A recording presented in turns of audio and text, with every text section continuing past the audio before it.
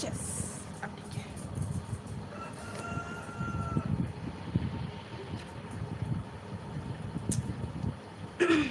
Ikan khojoa. Sachke indo setting ge bain badaya. Tor do ठीक गया. जोहार गे जतो और इना तेहेना लाइव सेशन रे आपे जतो होड़ा सगुन दाराम लाइव हे जनाइन फिर से तो आले तेहेन दो बाहा कनाले और लाइव हे जकने चिकाते किन तो फ्री दुड़ुब कने और कोई को बाहा कना पे मा लई ᱧᱚᱜ पे और तीना हर बांगा कोई को बाहा कना पे तेहेन दो मा लई ᱧᱚᱜ पे आले सा और आले दो नाइकेली इदी उठवा का दिया नितोंग गे किछि घड़िक माड़ांगे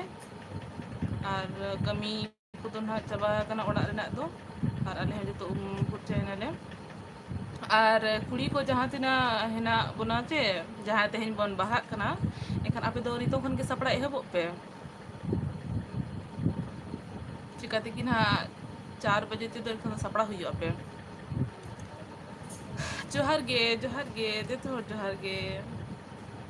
और सरप्राइज ओना मेन में हिडिंग के सरप्राइज देखो इन बिना लेके देते लाइव हे जकने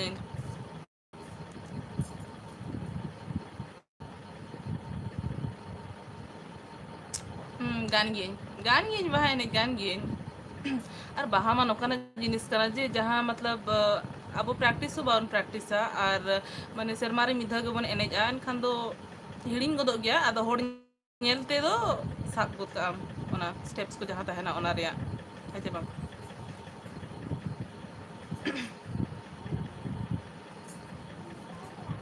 और iya noa do baha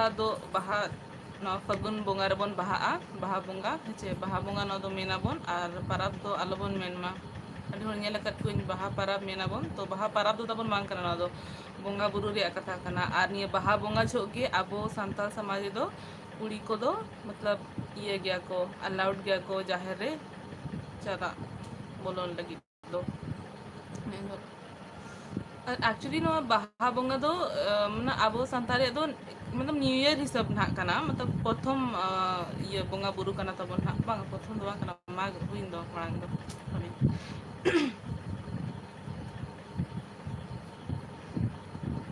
चे टॉपिक हो बांगे तेहन दो ऐसे गिन हे कना इन दो लाइव रस्का गिन वीडियो या लाइव वीडियो तो लाइव है जोरिन चे दोआ ओना चिका प्रैक्टिसिंग इन लाइफ चलगा है जो ako चिकाते किnya setting e bai gano te हमेशा और ओको को बाहा करा बोन मा बापे ले दो लाइव वीडियो तीना बार मेना पे जो मैं तीसे में जो लाइव तो नो हे जिने सरप्राइज तेहन दो एमा पे कने लाइव हे कते हाय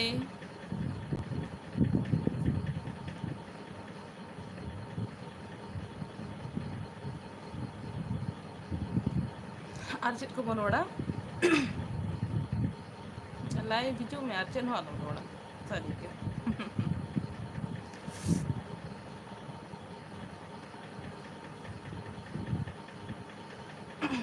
खाटो दरा के ना लाइव हिजो अपन है मैं ठीक हो रे सबास्ता थैंक यू सो मच आप कैसे हैं हाय सुरन बाबू हेलो मामा गणेशा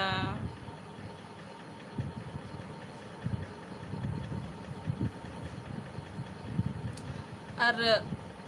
आले टोला रे चे को मेना इन लाजांग इन मिथवा व्लॉग को शूट तो ना चिका बाहर या व्लॉग तो ना बाय हिजो नोडे तो बखी मामोड़ा ना ले चला और मामोड़ा रे व्लॉग ना हिजो बाहर या और अडी ढेर इंटरेस्टिंग उयहर कइन हा आशा इन जहां उयहर कइन ओना पूरा मा चे और अडी इंटरेस्टिंग व्लॉग्स के ना हिजो मामोड़ा रे दो बखी 11 मंगा 12 तारीख पर के ना हिजो मंगा कोशिश मतलब बाहा कना कोन हा ई होली रेगे ओंड मा बाहा को चे होली मांग को बाहा ओना दो न बन लिया ओना दा ब्लॉग रे नितो ना ब्लॉग हिजो लगी 5-6 तारीख मिटा ओना नहीं लैया पे हा ऑफिशियली ना लई अचु इन मिटन होड़ के कंदन मुर्मू आम प्रथम दाम नेल एम nya ब्लॉग जुदी होय खा दो चे को मेना अबिन अलिnya hashtag कुली को कुली एपिसोड नेल बिन चे ओनारे अलिन लय काली अलिnya बारेते अले ओका अतु तले ठीक क्या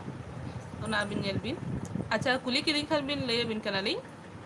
अले दो जमशेदपुर झारखंड रे तहन अले ना दो जमशेदपुर कना ना ओने खन मेन अलिन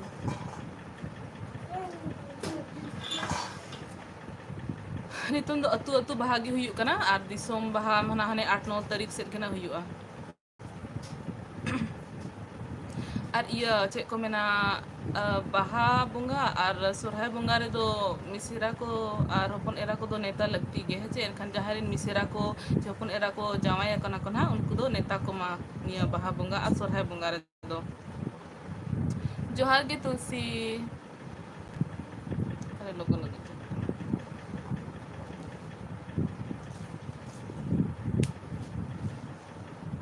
चे टिप ᱧᱟᱢ ᱠᱟᱱᱟ ᱵᱤᱱ हाय मुर्मू सीनू हाय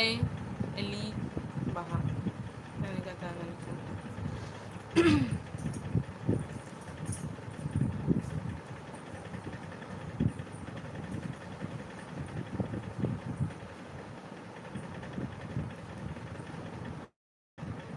बारो साढ़े कनाते संडे हो कना रविवार हो कनाते हैं तो पे ऑफिस कंते बको ए मगत पे छुट्टी दो बापे जो कन दो को लाइव सरप्राइज तो नॉन का गे तेन दो बन मेकअप करना चलो नो दो नेचुरल ब्यूटी कराते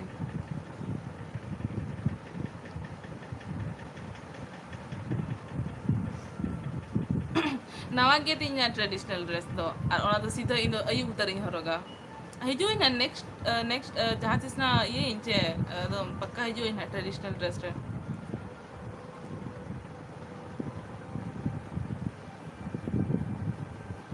नितुन दो वाले हो रोगा सो अले दिसुम दो उड़ीसा रहे ना संजय ऑफिशियल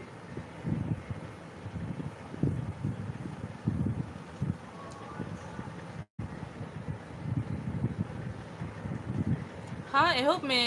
अरिन गोड़ली जमा बिना सीनू मुर्मू हेलो अंकिता हाय सुरेश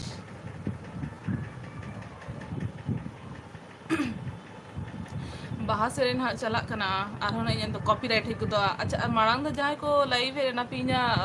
जन्म माह हिलो 21 फरवरी हिलो इन जन्म माह तहना ना जहाँ को बापे बढ़ाया चले पिकनिक उन जो लाइव है नहीं तहन एनखान उन जो मा माइक साडे कना तहन अड़ी झलखन अड़ी कोशिश लें कि आलो हिजू मैं ब्लॉग रे एनखान खिड़की को और दुआर को जो सीन ला तहन एन रहो हपन कोड़ा झीगोट करा एनखान हेज गोना ना तो Bharat Chandra, I'm not live on traditional attire. I'm wearing simply a kurti. Thank you, Angita Murmu. Thank you so much.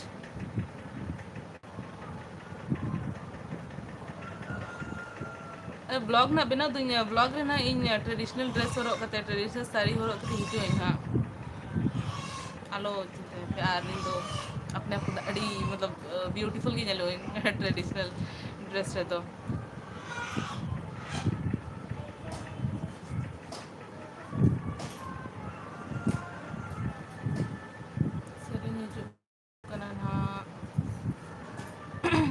और बाहा को बाहा करना पे बापी ले दो चाल एकला गिल बाहा करना एकला गे मुलु मोड़े महारे ये को बाहा को अलगोरी पर टिटका चेरिया थैंक यू हैव बीन मेन भगमत हस्ता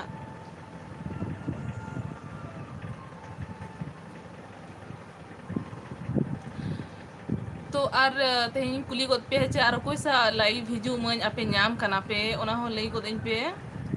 ठीक गया और जहाँ ना मामोड़ा रे ब्लॉग पे नेल का से एनखान दो मामो आयो ना ठीक है कन गया पे इनी गोड़म बुड़ी कना इनी आयो कना है जे मतलब इन गोड़म हाड़म गोड़म बुढ़ी रे तो उनी के ना सारे जकना है मामो आयो के तले और इन बाबा पास्टा ना गोड़म बुढ़ी तिकिन गोड़म हाड़म तिकिन दो बोंगा तला कना किन और मामो बाबा ना बोंगा तला कना एनखान मामो आयो सुमुंगिन हा हेनाया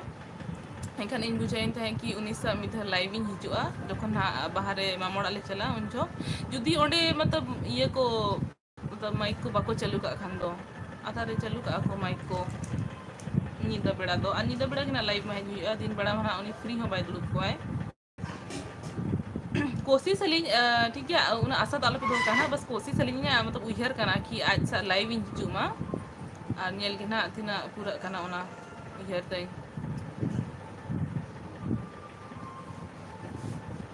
तो बन उहर नाम को तारे कना चेक को आरे रोड़ा मतलब ब्लॉग न ले अपया अच्छा और जो तो अड़ी अड़ी सरहा अपनी चैनल सब्सक्राइब का पे और नितोंग मतलब 10,000 सब्सक्राइबर्स पारो मकना को और थैंक यू सो मच तो कि नितोंग अब 10,000 मतलब स्ट्रॉन्ग गयाबन केटे गयाबन उन्हें फैमिली बनाए ना तब ना बुआ बाबू इन फोन ते के ब्लॉग फोन की यूजिंग कैमरा बन यूजा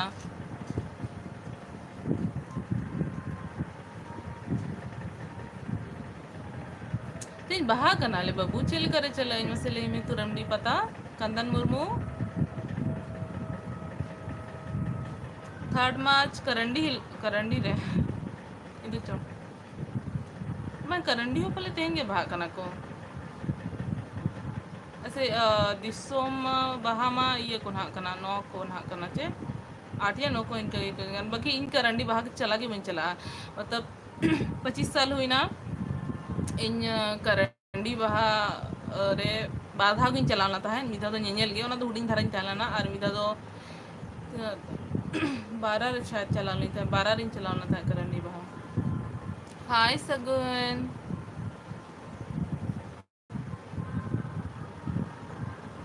हे विजय टुडू सगुन बहा थोड़ा बहा सगुन को मा करण माडी बाहर दो अब बोंगा बुरु या बोन मतलब खुशहाल लाइफ लगिन मतलब अब चे बहा बोंगा पोरे के बापला अबन से एनखान दो बस निया के बोंगा याबन की बापला को जतो बेस्ते गे हुयुमा मतलब नौ धरा न्यू ईयर कना चे मित किसी मा एनखान दो हिजु लाइफ रे अच्छा मतलब बेस धरा बन तहन मा ओना रे गे कामना याबन और ओना बाहर रे बोंगा बुरु अबिस्ती कुड़ी दो बाको ले दाड़ेआ तो अबिन अगर अबिन दिन मारंग गोड़म हाड़ाम को हेना को या बाबा को हेना को अबिन उनको कुली दाड़ेया को अबिन बाहा बोंगा दो कुड़ी दो बस इना के बड़ाया को कि हाँ अब दो मेकअप करते बस एने जाबन इना के बड़ाया को और कुछ कुछ जिनिस हेना जहाँ बड़ाई तुलो जो निक वीडियो से तो बाबुन लेया इट्स ओके सगुन चलिए सॉरी दो मेना पे आलो बे शर्मिंदा हिंगा ओना कमेंट करते दो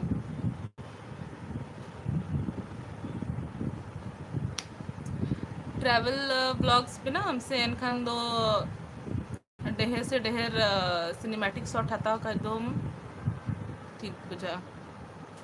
ओना दो आम स्टार्टिंग इदी में और कज कज आम ठीक इदी आम या फिर जहाँ तिना के ब्लॉग्स को है ना अच्छे आम ब्लॉग्स को नेल में और ओंडे कोन चेत इदी में और आम हो मतलब ट्राई में कि उनका आम हो बिना माम ठीक है स्टार्टिंग रे तो मतलब परफेक्ट बिना को तो उनका तो बाही हुआ ठीक है आम कज कजते ट्राई इदी में माना तो बस आम माना चेदो में ब्लॉगिंग चेल लेखा बिना को चे डायरेक्ट ऐसे नहीं कि ब्लॉग बिना के हमारा अपलोड करके उनका दवांगा कच कच हम चेदो में बस प्रैक्टिस लिखा है ना तो पर जब हम प्रैक्टिस हम बेस लिखा उनखान परफेक्टली बिना दाड़े हम ब्लॉग्स है ना तो पर आम बुझा में कि अपलोड दाड़ी बाकी जहाँ अथौड़ी ब्लॉग बिना करते आलो पे एम कोद का ठीक है ना तो इंटरेस्ट पाही जो होड़ को तो उनका बिना पे कि बेस अट्रैक्टिव धरा बुझा हाय सुनाराम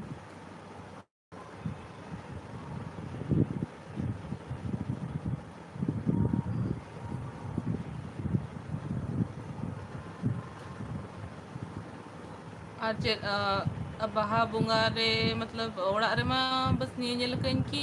सीम को बन थपा हुआ और हांडी बन बोंगाया हांडी में अब जो तो इया रे मतलब तो पाराब रे चे बोंगा बुरु रे मा बोंगा गया बन हांडी मा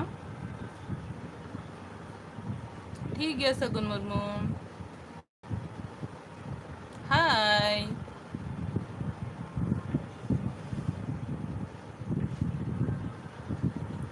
आले ओड़ा मनोय जमशेदपुर रे हो सोशल मीडिया रे है इंस्टाग्राम होते हैं ना फेसबुक होते हैं ना फेसबुक पेज होते हैं ना फेसबुक पेज दो संताली स्टार ब्लॉगर ते हेना और इंस्टाग्राम और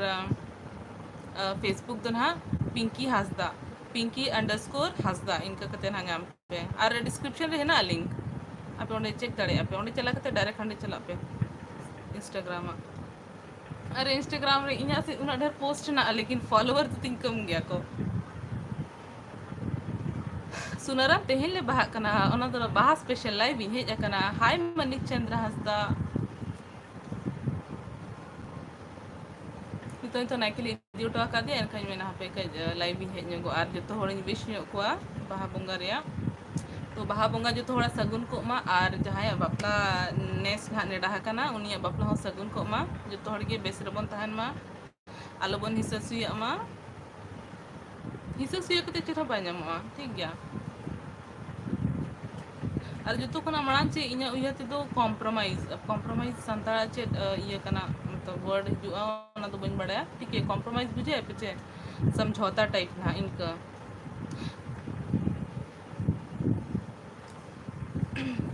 थैंक यू सीनू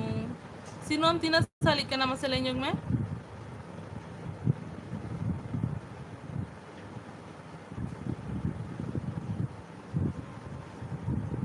दिनल पे जहाँ ब्लॉगिंग सना पे अच्छे और आपे मतलब 12 बापे पास का अच्छे एंका अल्पे ब्लॉगिंग है इन्या उधर दो सिनु 12 में पास किया इंटर पास किया मसले में पढ़ाई तलारे चे आलो ब्लॉगिंग पे में ना आलो ब्लॉगिंग पे आपे पढ़ाई कंप्लीट पे इन तो परे ये पे हाय चिंकी रानी तो बेस की हेनኛ अडी रस्कर हेनኛ हाय तो बाहा कना ले तो रस्कर की बुझा बाहर मा और होय बाहर या मिटंग मेंशनिंग करना था और ओना तो पॉजिटिवली हता पे ठीक गया और लजा रे कथा तो ना बांग कना कि आपे बाहा एने चला आपे से एनखान दो जहां तिना मतलब कुड़ी को हेना बना ना आपे साफा सुतर कते के चला पे और खराब को आपे से एनखान दो आलो पे चला जाहिर आलो पे बोलो ना और पंची सड़ी हरो कते आलो चला पे जाहिर तो और ऊब अड़ा कते आलो पे चला जाहिर आपे फूटा सड़ी गे हरो का पे ठीक गया और जाहिर चला पे सुकुरचे को पे जाहिर चला पे और गोड जोहार पे और खराब को तो आलो पे बोलो ना बोंगा तबन खराब को तो आलो पे बोलो ना ये दो और बाहा आलो पे बाहा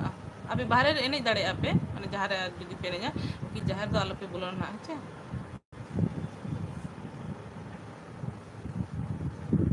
आचित को तबे मुचा दबन लाइव चैट तेहेኛ दो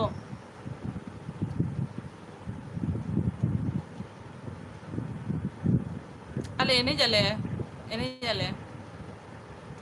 ठीक है सीनू ठीक है तबे हम ब्लॉगिंग चैनल स्टार्ट दाड़े आम बस इना नेल पे कि आपे पढ़ा आलो इफेक्ट मा इन दो इना गिन मेता पिया आपे करियर में फोकस एम पे क्योंकि यूट्यूब से मतलब करियर ऑप्शन दो आलो पे बनावा मतलब व्लॉगिंग दो ना उना बेस व्लॉगिंग मतलब आपे रस्कते बिना सना पे चे एनखान आपे बिना दाड़े आपे जैसे इन दो इन कुसी इन ब्लॉगिंग करना तो एनखान इन ब्लॉगिंग इन और आलो पे उयहर कि नोडे खन अडी बेस इनकम हुआ बिल्कुल बांगा इन नोरे टिप्स की बनेमा पे हां अगर आपे मतलब जैसे सेरेंग को है ना अच्छे तब संताल से एनखान को तो 1 मिलियन व्यूज न्यामा को उनको लगे तो ठीक है लेकिन 10,000 20,000 व्यूज लगी और आप उयहर पे नो इनकम सोर्स करना एनखान आलो पे उयहर बिल्कुल आलो पे उयहर अड़ी बड़ी ऑप्शन करना नो दालो पे हतावा आप फोकस पे सरकारी जॉब या फिर कोई भी प्राइवेट जॉब सेटल जॉब रे कोशिश पे आप पढ़ा पे और नो ब्लॉगिंग दो एज अ मतलब हॉबी पे हतो दड़े खान दो ठीक है लेकिन इनकम सोर्स अगर नाम करना पे कि यूट्यूब रे इनकम सोर्स बेस गया एनखान बिल्कुल बड़ी कोई है बिल्कुल बांग करना अले ये पे नो दो एज अ हॉबी के आपे परस्यू दड़े आपे ठीक है ब्लॉगिंग दो हाँ और अड़ी ढेर टाइम है ना खान दो इन दो मैंने यहाँ पे तो करियर के फोकस से मार दो अबिन हो सगुन बाहा चिंकी रानी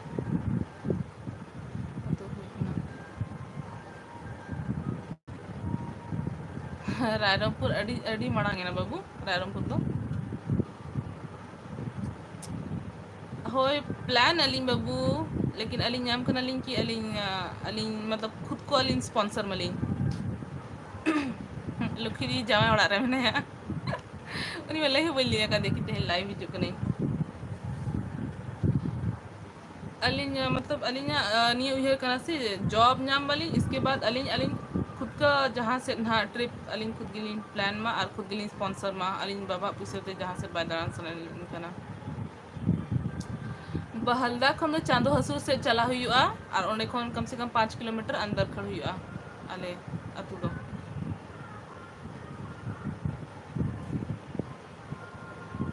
ओ लुखी दिस हो लाइव हिजु सन प्याचे अड़ी सोइन ना अड़ी सोइन इन उनी इन व्लॉग रे मेसाई करी से ओना के मारंग कथा कना और इन उनी साथ लाइव बन हिजुआ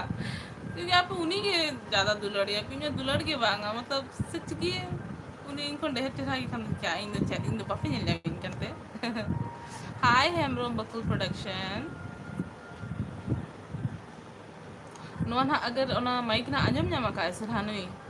गूगल एनखान दो ना इये गोद काते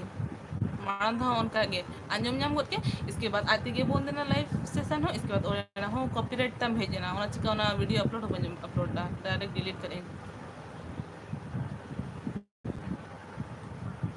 लुकी दिस अच्छा ठीक है आप या कथा हो चली है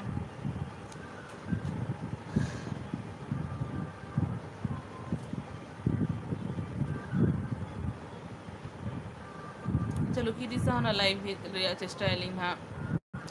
गपा में ना हिजुआई ओड़ा नापामलिंग से एनखान उन जो ना नेलली लाइव हिजु खाय दो अड़ी रे ब्लॉग है ना आज सा लेकिन नितो न विसे अलिंग अपलोडा ये अपलोड ना लिंग सोंगे के बाहा परम तरह के ना अपलोड लिंग अले चला ना लेता है दीघा तो दीघा रे ब्लॉग अलिंग अपलोडा अलिंग एडिट हो चिकाते कि नितों ओने इये को हेजना माने स्पोर्ट को हेजना ठीक है परब को हेजना सकरात परब को हेजना स्पोर्ट को हेजना इसको नितों बाहा हेजना एनखान नोआ माना नितों मा ट्रेंड रे हेना ना एनखान नोआ को माना लिंग अपलोड या और दीघा वाला दो अलिंग अपलोडा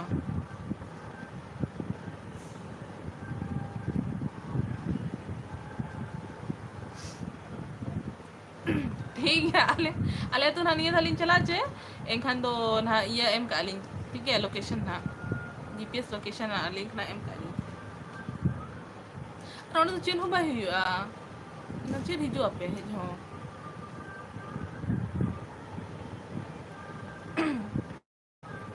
अरे उन्हें गलत फैमिली ले आलो तो है नाम लिसा इन ढेर अच्छी गया उन्हीं खुद तो उन्हीं तो आलो बिन कुसी है ये कुसी है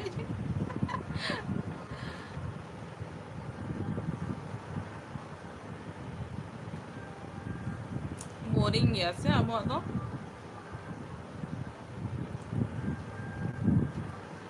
वीकली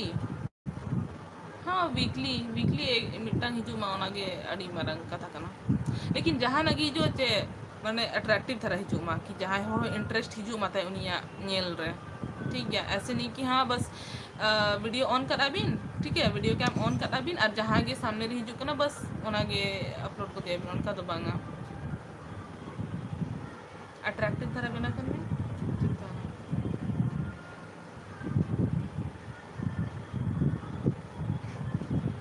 थैंक यू ᱤᱧᱟᱹᱜ ᱟᱲᱟᱝ ᱵᱤᱞᱠᱩᱞ ᱵᱟᱹᱧ ᱠᱩᱥᱤᱭᱟᱜᱼᱟ ᱤᱧ ᱫᱚ ᱟᱹᱰᱤ ᱵᱟᱹᱧ ᱠᱩᱥᱤᱭᱟᱜᱼᱟ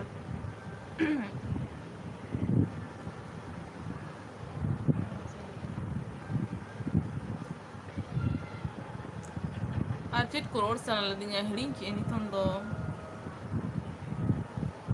अच्छा मा तबे तेहें दो इनका के बोन वीडियो या मतलब लाइव बन हिजुआ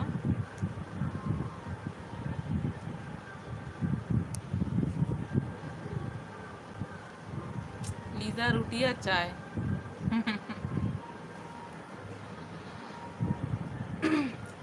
रोटी जम क्या ली और चाय संजू क्या ली और तो बंग आर नी तुम लंच रे चली जमा लंच थे ने प्याज डाले तू कर हो प्याज डाले तू का खनी तोंग अलिन नो इतर 12:30 खन पारो मिना खनी तोंग अलिन लंच जोमली तो आपे हो चिकि पे तू का लंच माना ले गोत पे आर बंदो दमा आधा हर दो पहले बाहा कना को कौन खन दो अदो बाहा माने तुम कोड़ा समय की कना उनको की बंगा मा चला को बड़ी को महना को गया एरे उन कोम लाइव भेजा कना पे एकदम कम लाइव हेज अकना पे से जहां लुखी दी हेज अकना है और ओना हिलो अगर डेहर लाइव पे हेज अकना जे सच गे इन दना अड़ी सकतो बाय चिंकी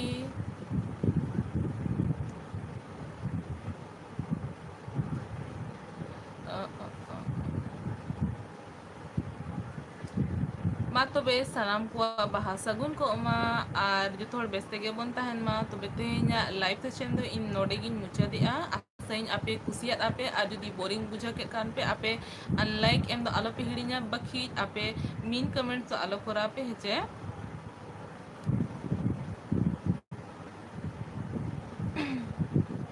आपे हो अड़ी अड़ी सराव